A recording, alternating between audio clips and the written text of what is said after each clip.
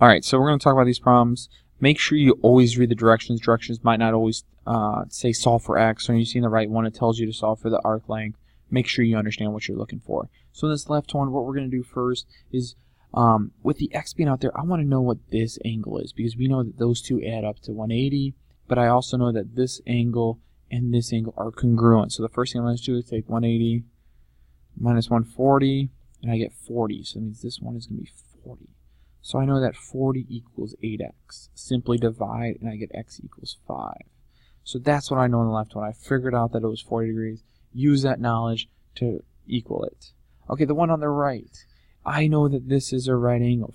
Well, even before that, it's telling me to find the arc length from W to X. You can see that this is here. So it's not asking you to find what X equals. It's asking you to take X and plug it back in. So I know that these two, since this is a diameter, these two are semicircles, or combined are semicircles, which means that they add up to 180. So 11x plus 24, I'm going to skip a step and write 35x. I got 35 because I took 11x plus 24. Because what we're trying to do is we're trying to add them together and equal to 180.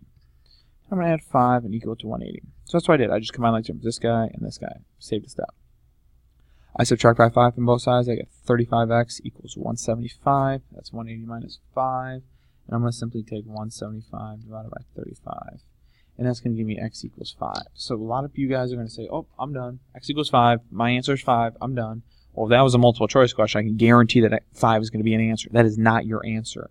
It wants to know from x to w. That's right here. That's where 24 is at. So what you have to do is type in 5 for 24x.